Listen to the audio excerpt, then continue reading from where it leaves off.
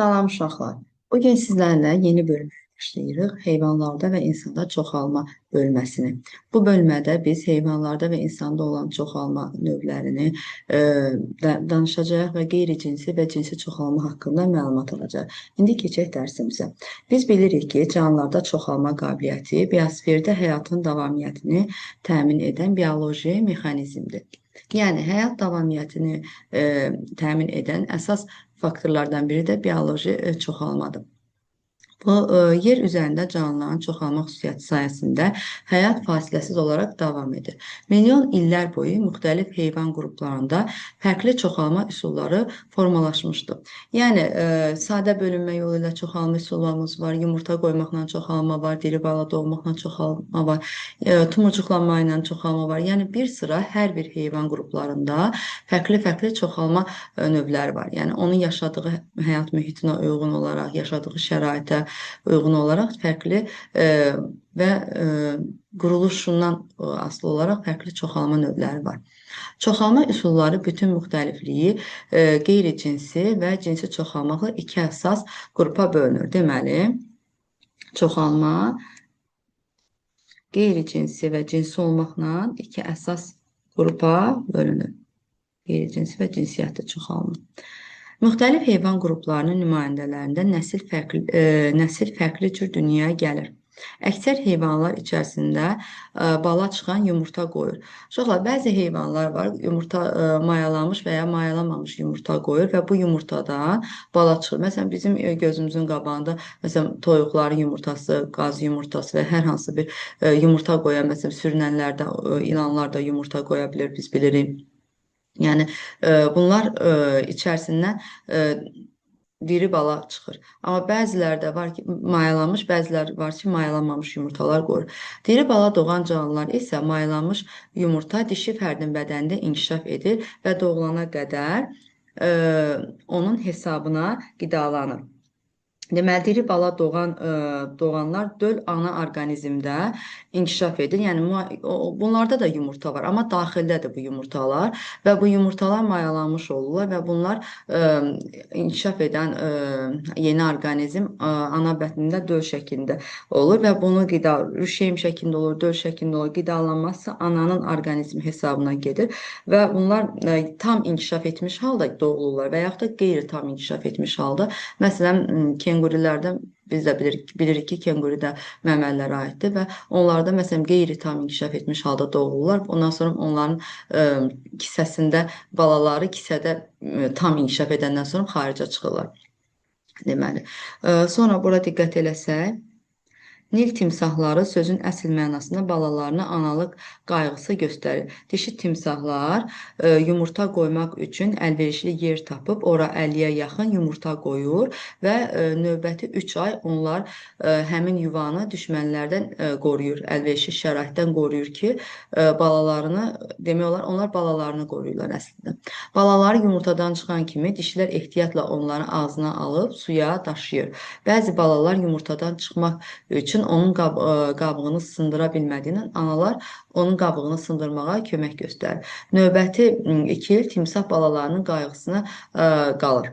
Deməli, bala qayğısına qalmaq demək olar ki, əksər heyvanlarda formalaşıbdır balalarının qayğısına qalmaq. Timsahlarda, məsələn, yumurtanı qoruyublar, yumurtadan çıxan balalarını 2 il müddətində onları qoruyurlar, qayğısına qalırlar. Yəni, birinci sualı burada oxuyaq. Hansı heyvanlar diri bala doğma müşahidə olunur?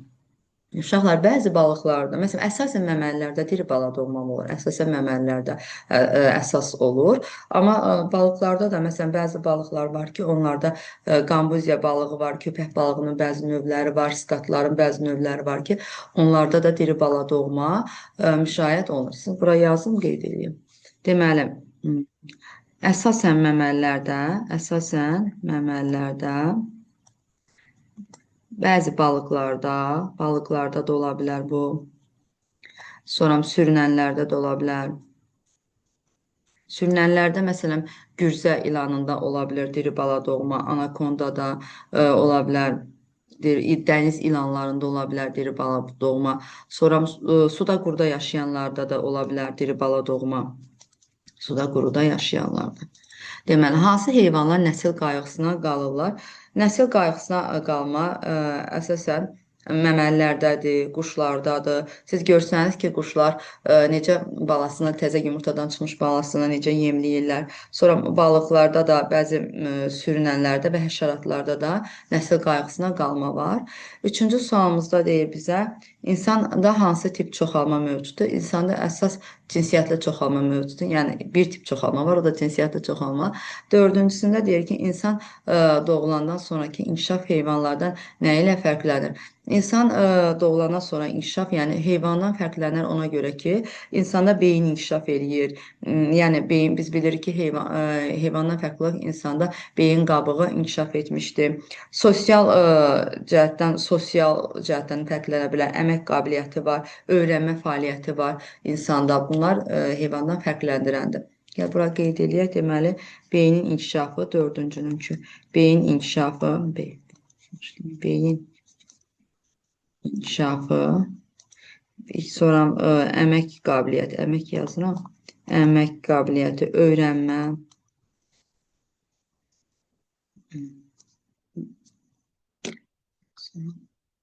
bölmədə öyrənə biləcəyimiz hissələrdir. Bu da heyvanlarda qeyri-cinsi çoxalma mövzusu. Heyvanlarda biz bilirik ki, hər bir orqanizm ömrü müəyyən dövrə qədər davam etdirir. Yer kürəsində hər saniyə minlərlə orqanizm məhv olur. Bəziləri qocalıqdan ölür, bəziləri xəstəlikdən, bəziləri yırtıcıların tərəfindən məhv olunur və bu ölən fərdlərin yerini isə yeni orqanizmlər davam etdirir. Yəni ölən fərdlər çoxalma sayəsində yerini yeni fərdlər tutur və burada bizə sual verir, çoxalma nədir? Bu prosesin hansı əhəmiyyəti var? Çoxalma orqanizmlərin özünü artırma qabiliyyətidir. Yəni özünü çoxaltma qabiliyyətidir çoxalma və bu prosesin hansı əhəmiyyəti var? Əhəmiyyəti odur ki, orqanizm nəsillərini davam edirlər və məhvdən qoruyur. Onların nəslinin kəsilməkdən qoruyur və nəsillərini davam etdirirlər. Yer üzərində olan canlılar hansı əsas çoxalma forması var? Əsasən iki cür çoxalma forması var deyəcək. Qeyri-cinsi çoxalma, bir də cinsi çoxalma. Qeyri-cinsi çoxalma, bugünkü dərsimizdə qeyri-cinsi çoxalma haqqında keçəcəyik sizinlə. Sonra burada diqqətlə baxsaq, bu şəkil mərcan poliplərinə aid şəkildir. Burada mərcan poliplərinin qeyri-cinsi çoxalmanı göstərir. Bir tumucuqlama yolu ilə çoxalmadır. Sonra uşaqlar, bura diqqətlə baxsaq, çoxalma orqanizmin bütün canlılara xas olan xüsusiyyətlərindən biridir. Yəni, biz bilirik ki, canlıların əsas həyat qabiliyyətlərindən biri də onların çoxalmadır, bütün canlılar üçün. Deməli, yəni cansılardan fərqləndirən əsas xüsusiyyətlərdən biri də çoxalmadır. Çoxalma bütün canlılara xas olan xüsusiyyətlərdən biridir. Çoxalmanın əsasında hüceyrənin bölünmə prosesi dayanır. Orqanizmlərdə iki tip çoxalma mövcuddur. Cinsi və qeyri-cinsi çoxalma. Deməli, burada bizə şəkil veribdir. Şəkildə biz keçən 7-ci sinifdə keçmişik ki, 7-ci sinifdə bitkilərin qeyri-cinsi çoxalmasına aid bir şəkildir. Burada iki bitki verir. Birincisi bu bitki, deməli, necə yolla çoxalır? Vegetativ üsulundan çoxalır. Vegetativ üsulun calaqla çoxalırlar. Baxın, bu yarıma calaqdır. Şəkildə gördüyümüz yarıma calaqdır. Burada isə bu da vegetativ lalə bitkisidir. Bu da vegetativ yolla çoxalır. Soğanaq vasitəsilə. Baxın, soğanaqları vasitəsilə vegetativ yolla soğanaq vasitəsilə çoxalır.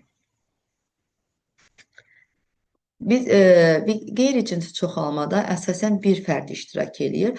Amma istisna olaraq vegetativ çoxalmanın bitkilərdə calaq növündə, calaqda vegetativ iki fərd iştirak eləyə bilər. Məsələn, yuxarı hissə bir başqa fərddir, aşağı hissə bir başqa fərddir ola bilər. Yəni iki fərd iştirak eləyir. Yəni bu istisnadır qeyri-cinsi çoxalmada. Amma əsasən bir fərd iştirak eləyir qeyri-cinsi çoxalma üçün.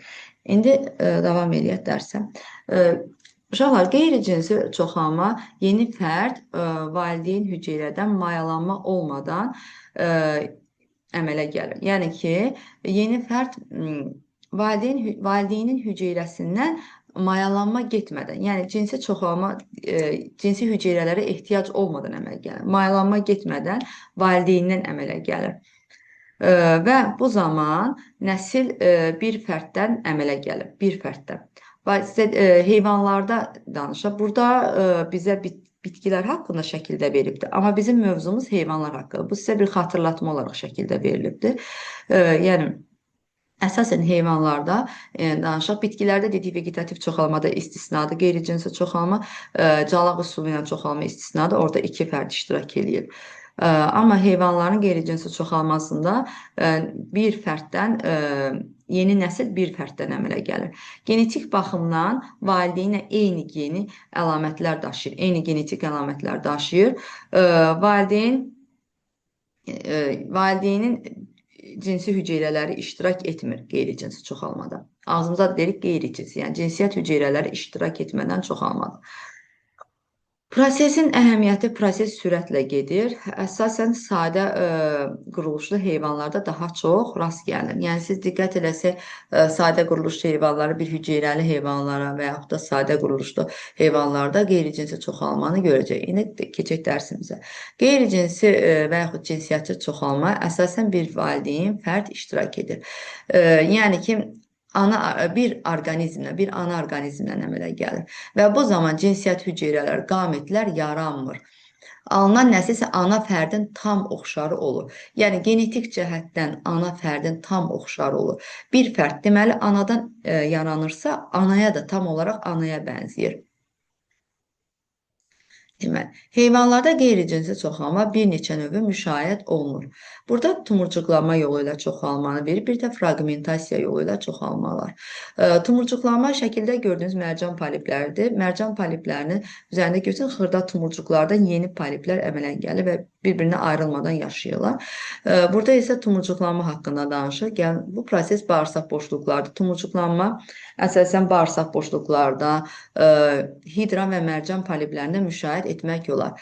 Uşaqlar, göbələklərdə də xatırladırsınızsa, 7-ci sinif dərsliyində vardı, maya göbələyində və maya göbələyində də tumurcuqlanma yolu ilə çoxalmanı biz görürdük. Başqa mərcan poliplərində, süngərlilərdə də biz deyə bilərik tumurcuqlanma yolu ilə çoxalma. Yəni burada süngərlilər də yazaq burada. Göbələklərdən də maya göbələyində məsələn deyə bilərəm ki, tumurcuqlanma yolu ilə çoxalma. Bəzən ana orqanizm bədənində bir qrup hüceyrələrin çoxalması nəticəsində tumurcuğa bənzəyən şişkinlik əmələ gəlir. Belə tumurcuq böyüyərək yetkin orqanizmə çevrilir və ana fərddən qopub düşür. Şəkilə diqqətlə baxsaq, burada görəcəyik ki, hidranı görürük. Hidranın, baxın, bədənin bu hissəsində xırda bir tumurcuq əmələ gəlir. Baxın. Yəni, ana fərddən bir orqanizmin hüceyrələrinin bölünməsi sayəsində, yəni mitoz yolla bölünmə, qeyri-cinsi çoxalma, cinsiyyət hüceyrələri iştirak ediləmədiyi üçün burada mitoz yolla bölünmə gedir. Bədən hüceyrələri, somatik hüceyrələrin, bədən hüceyrələri mitoz yolla, baxın, burada bölündü. Bölünüb, baxın, artır, böyüyür. Yenə də mitoz davam edir, somatik hüceyrələrin bölünməsi davam edir. İlk olaraq nə əmələ gəlir? Hidranın qolcuqları əmələ gəlir. Sonra bədən gövdə, məsələn, hissəsi əmələ gəlir, bir də substrata yapışan hissəsi əmələ gəlir və bu zaman qopub düşür hidra. Bu hidranın tumurcuqlanma üsulu ilə çoxalmasıdır. Yəni, bioloji xüsusiyyəti bundan ibarətdir ki, əlverişli şəraitdə koloniyalar yaradırlar. Baxın, burada mərcan poliplərinin çoxalır. Bioloji xüsusiyyətcə əlverişli şəraitdə çoxlu sayda koloniyalar əmələ gətirilir. İndi keçək fraqmentasiya yolu ilə çoxalmağa. Fraqmentasiya qeyri-cinsi çoxalmanın başqa bir forması fraqmentasiyadır. Fraqmentasiya nədir? Şəkilə diqqət etsək, hər bir qopmuş bədən hissəsindən yeni orqanizmin inkişaf etməsidir. Məsələn, burada şəkildə ağ planarini veriblər. Ağ planarini 3 yerə bölüblər. Baxsanız, 3 yerə bölüblər və başından yeni başı qalıbdır, quyruq inkişaf edib. Orta hissəsi qalıbdır, yenə baş və quyruq inkişaf edir.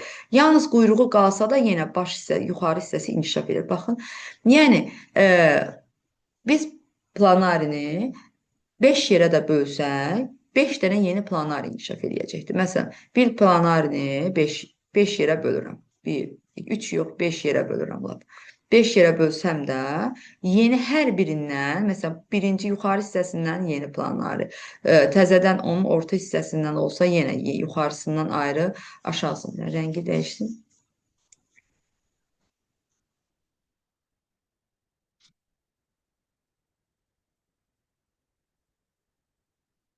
Məsələn, bu hissəsindən bir yeni yuxarı, əgər ikinci hissəyə bölsəm, yuxarı hissəsindən bir də onun aşağı hissəsindən yeni planlar inkişaf edəcəkdir. Yəni dediyim odur ki, orqanizmləri bir neçə yerə bölsəm də, məsələn 5 hissəyə bölsəm 5 dənə planar inkişaf edəcək. 3 hissəyə bölsəm 3 planar inkişaf edəcək. Hər hissəsindən yeni bir orqanizm inkişaf edəcək. Bu fraqmentasiyadır. Deməli, fraqmentasiya bədən toxumalarının bərpası hesabına gedir və regenerasiyanın əsasında gedir. Yaxşı, gəl regenerasiya nədir? Regenerasiya bədən toxumalarının bərpasıdır. Yəni kərtənkələnin məsələn quyruğundan qopsa, məsələn, təhlükə hiss eləsə, hər hansı bir yırtıcı onu dişləmək istəsə, quyruğundan dişləsə, kərtənkələnin quyruğu aralanacaq, özü qaçıb gedəcək. Amma yenidən onun quyruğu təzədən bərpa oluna biləcək. Və bu regenerasiyadır. Regenerasiya bədən toxumalarının, baxın burada da yazın, bədən toxumalarının bərpasıdır. Yəni, yenidən regenerasiya etmə. Məsələn, insanda qaraciyər hüceyrələri regenerasiya etmə qabiliyyətinə malikdir. Yəni, məsələn, qaraciyər implantı olmuş insanda balaca qaraciyərin bir hissəsini qoyurlar da. Yəni, o təzədən regenerasiya edib, çoxalıb öz funksiyasını tam yerinə yetirə bilir. Yəni, çoxala bilir, böyüyə bilir. Yəni, regenerasiya nədir? Regenerasiya toxumaların yenidən bərpasıdır. Fraqmentasiya isə qopmuş hissədən yeni orqanizmin inkişaf etməsidir. Baxın, planari qopub, yeni orqanizm inkişaf edir. Hər hissəsindən yeni. Məsələn, bir dənə planarda 3 dənə, 1, 2, 3 dənə planar. Çünki 3 yerə bölüb burada. 1, 2, birinci 1, 2, 3 hissəyə bölüb. Hər hissədən yeni bir planar inkişaf edib. Sonra dəniz ulduzuna baxsaq, dəniz ulduzunda da eyni ilə. Necədir? Baxın, burada birinci şəkildə, bu şəkildə. Dəniz ulduzunun regenerasiya qabiliyyəti göstərib, regenerasiya. Yəni ki, bir dənə ulduzun bir hissəsi qopubdur, bu hissəsi qopub və yeni ulduz bu qolu inkişaf edib, yəni bu hissə təzədən inkişaf edibdir. Amma qopmuş hissəsinə baxıb, onun ulduzunun bir parçası qopub deyib, budur da qopmuş hissəsi. Qopmuş hissədən də yeni bir dəniz ulduzu inkişaf edibdir. Bu isə fraqmentasiyadır. Fraqmentasiya. Deməli, regenerasiyanın, fraqmentasiyanın fərqi budur ki, regenerasiyada toxumanın bərpasıdır. Yəni, qolu yoxdursa, bu hissəsi yoxdursa, təzədən inkişaf etməsidir. Amma fraqmentasiya isə bunun qopmuş hissəsi, baxın, budur, düşüb burada, ya qopub düşüb bura. Və bu qopmuş hissədən yeni bir dəniz ulduzu inkişafıdır. Və bu isə fraqmentasiyadır. Deməli, fraqmentasiya regenerasiyanın sayəsində baş verir. Belə çoxalma üsulu bağırsaq boşluqlarda, bəzi yastı və həlqəvi qurdlarda, dərisi tikanlılarda, yəni dəniz ulduzunda rast gəlinir. Həlqəvi qurdlardan olan çoxqıllı qurdlarda bədənin ayrı-ayrı fraqmentlərinin yeni orqanizm yarana bilər. Çoxqıllı qurdlar deyəndə qum qurdu, neridi nəzərdə tutur. Soxulcan azqıllı qurdlara aiddir. Bax, çoxqıllı qurdları, bax, bura yazın. Qum qurdu, bir də soxulcan.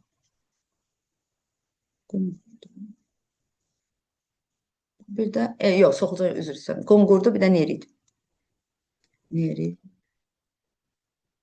Nerid nəzərdə tutulur. Amma soxulcan azqıllı qurdlara aiddir.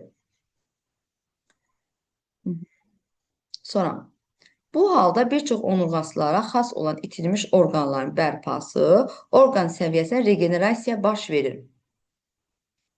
Bu proses bəzi suda qurda yaşayanlar üçün də səciyyəvidir. Deməli, regenerasiya qabiliyyəti suda qurda yaşayanlarda da var. Məsələn, sürünənlərdə də var və yaxud mən sizə kərtənkələ misalında dedim, sürünənlərdə də var. regenerasiya. Bəzən orqanizm mexaniki zədələnmə nəticəsində hissələrə parçalanır. Bu zaman həmin hissələrdən ana fərdə bənzəyən yeni orqanizm inkişaf edir. Bax, budur. Mexaniki zədələnib dəniz ulduzu. Onun məsələn bir hissəsindən yeni ana fərqin o eynisi orqanizm inkişaf edir. Və yaxud da ağ planari. Mexaniki zədələnib 3 yerə bölünüb və 3 dənə yeni ağ planari inkişaf edir. Burada sizə soxulcan verib. Soxulcanda proses belə gedir. Mənim fikrimcə şəkildə biraz bir balaca düzəliş etmək lazımdır. Çünki necə? Soxulcanda bu şəkil fraqmentasiyaya əsaslanır. Fraqmentasiyada biz dedik, çoxqıllı qurdlarda var. Qum qurdu, neritdə. Amma soxulcanda regenerasiya qabiliyyəti var. Yəni soxulcan fraqmentasiya yoxdur, regenerasiya. Regenerasiya var. Yəni, əgər bu soxulcanı biz iki yerə bölsək, baş şəkildəki kimi, onun baş hissəsindən, yeni baş hissəsi qalan yerdən, yəni başın olan yerdən, burada baş hissəsi qalan yerdə, yeni orqanizm inkişaf edəcək. Bu regenerasiyadır. Yəni, baş hissəsi qalıbdır və onun quyruq hissəsi yenidən bərpa olundu. Amma baş hissəsi qopub düşsə, quyruğundan yeni orqanizm əmələ gəlməyəcəkdir. Yəni, başı əgər quyruqdan yeni orqanizm əmələ gəlməyəcək. Ona görə də biz deyirik ki, soxulcanda regenerasiya qabiliyyəti var. Məsələn, ağ planaridə bura fraqmentasiya deyə bilərik. Fraqmentasiya. Burada fraqmentasiya deyə bilərəm dəniz ulduzuna. Amma soxulcana deyirəm mən, regenerasiya var. Regenerasiya, əgər soxulcan ortadan bölsək, baş hissəsi ayrı qalır, quyruq hissəsi ayrı axı. Baş hissəsindən yeni orqanizm inkişaf edəcək. Bax, regenerasiyanın sayəsində. Amma quyruq hissəsindən yeni orqanizm inkişaf etməyəcək. Yəni, eyni kərtənkələdəki kimi. Kərtənkələnin də quyruğu qopsa, kərtənkələnin yeni quyruğu əmələ gələcək. Amma quyruqdan yeni kərtənkələ əmələ gəlməyəcək. Bax, bu regenerasiyadır. Sonra bu hissəyə baxaq, bilirsinizmi hissəsində. Molluskularla qidalanan dəniz ulduzlarının sayını azaltmağa çalışan balıqçılar onları yarıya bölərək yenidən okeana atırlar. Ancaq onların hər bir hissəsi özünü bərpa edə bilir və nəticədə molluskularla qidalanan dəniz ulduzlarının sayı 2 dəfə çoxalır. Bilirsiniz niyə uşaqlar? Fraqmentasiya sayəsində. Baxın, dəniz ulduzunu götürüb iki yerə bölüb atıblar. Hər dəniz ulduzundan, burada görürsən, dəniz ulduzunu iki yerə bölüb. Bir hissəsi ayrıbdır, bir hissəsi ayrı. Buradan da yeni orqanizm inkişaf edəcək, buradan da yeni orqanizm inkişaf edəcək. Buradan da görürsən, bir dənə dəniz ulduzunun bir hissəsi qopubdur. İki dənə o qopmuş hissədən yeni dəniz ulduzu inkişaf edib, bir də qopan hissə bərpa olunub. İki dənə dəniz ulduzu inkişaf edib. Yəni, balıqçılar elə bilirlər ki, bu dəniz ulduzlarını məhv eləyirlər, ortadan bölüb atırlar, məhv eləyirlər. Əslində, onların sayını əksinə daha da çoxaltmış olublar.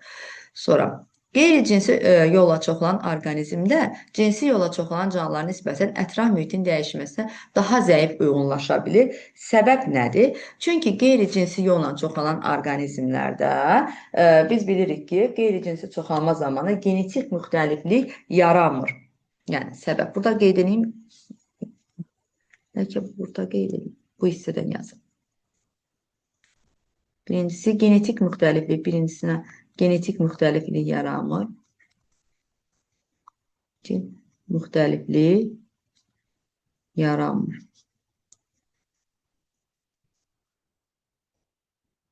Birinci səbəb genetik müxtəliflik yaranmır. İkinci səbəb deməli, fərdlər eyni xüsusiyyətə malik olurlar, eyni ananın xüsusiyyətinə malik olurlar. Ananın xüsusiyyətinə malik olur.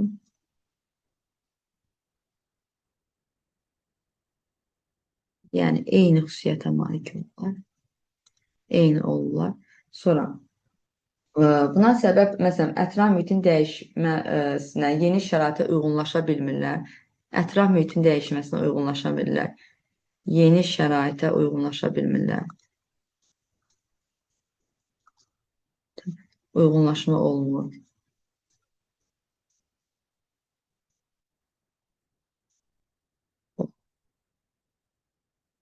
Sonra və yeni şəraitə uyğunlaşa bilmirlər və sonra nəsil və buna görə də nəsil daha tez məhv olur. Yeni şəraitə əgər ətraf mühit şərait dəyişsə, uyğunlaşma getməyəcəkdir və nəsil məhv olacaq. İndi konkretləşdirək. Demək, qeyri-cinsi yolla çoxalan orqanizm cinsi yolla çoxalanan nisbətən ətraf mühitin dəyişməsinə zəif uyğunlaşa bilir. Buna səbəb genetik müxtəliflik məsələn yaranmır. Əgər cinsi yolla baş verər, cinsi yolla çoxalmalarsa, cinsi yolla biz bilirik ki, ana və atanın orqanizmində cinsi hüceyrələr sayəsində baş verir və orqanizm yeni kombinasiya yaranır. Yəni anadan və atadan yeni gen yığımı alır.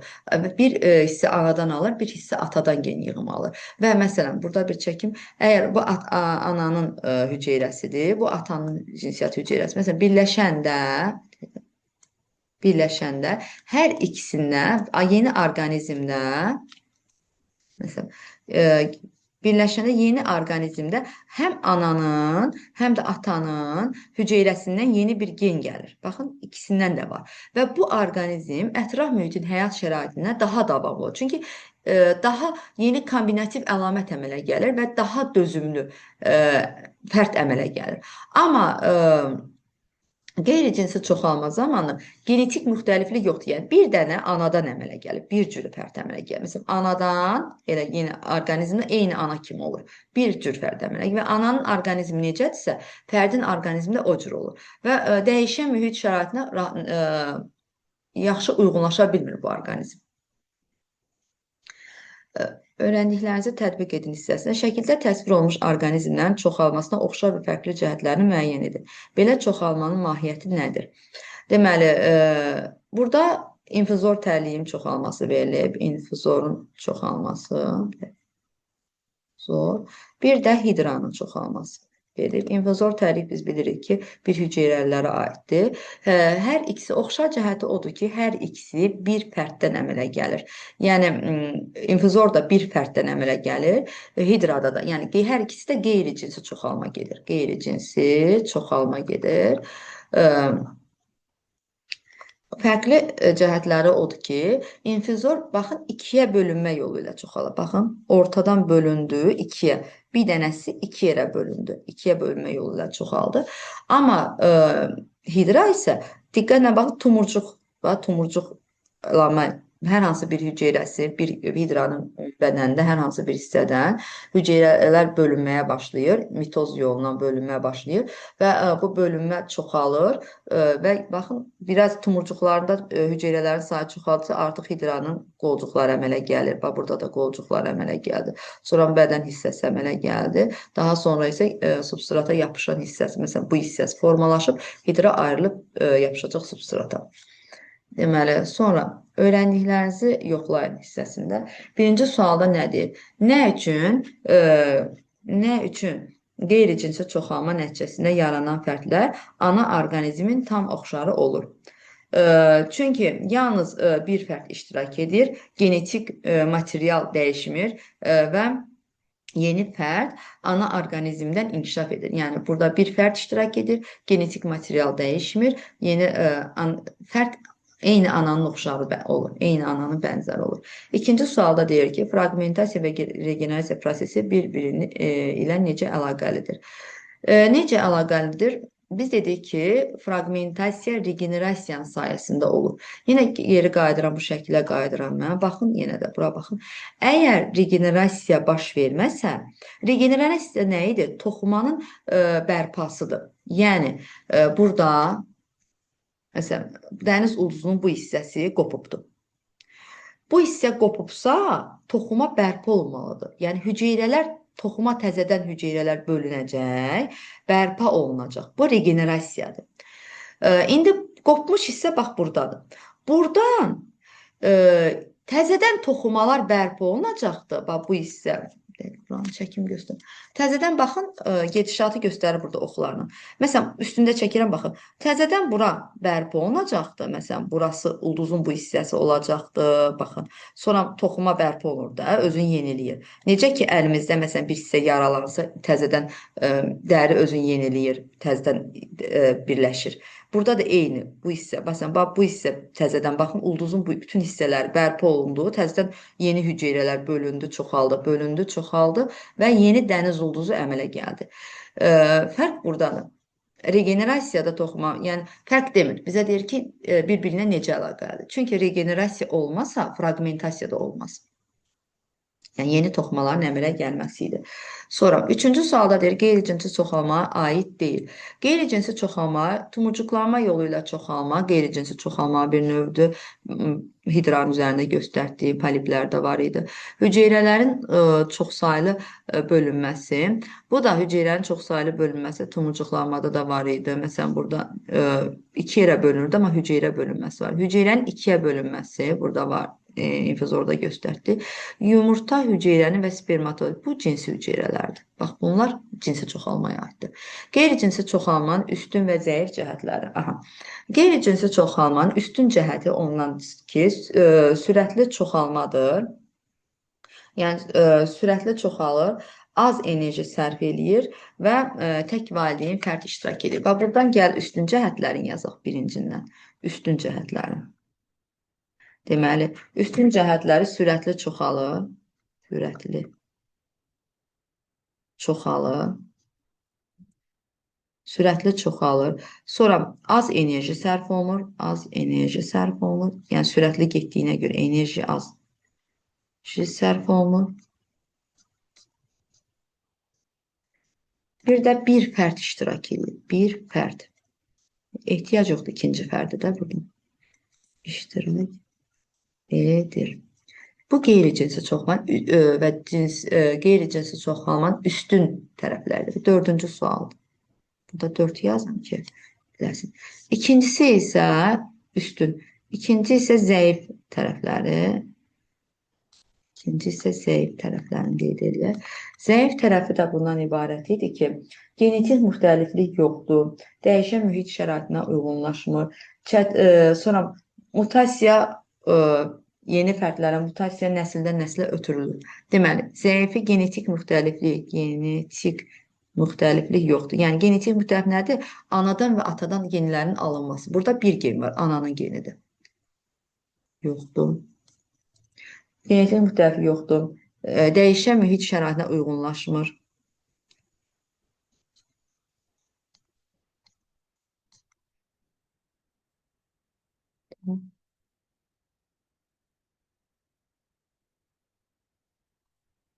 Uşaqlar, əgər genetik müxtəliflik olsaydı, dəyişən mühitə uyğunlaşardı. Yəni, atadan və anadan yeni gen alsaydı, həmin fərd dəyişən mühitə uyğunlaşardı. Bu, bir dənə anadan aldığı genə görə dəyişən mühitə uyğunlaşmır. Sonra mutasiya nəsildən nəslə keçir. Mutasiya nədir? Əgər gndə bir dəyişiklik varsa, bu nəsildən nəslə ötürülə bilər. Nəsildən nəslə.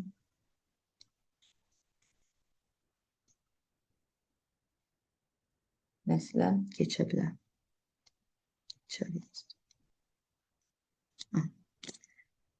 Dərsimiz bu qədər. Yeni dərsdə görüşərik.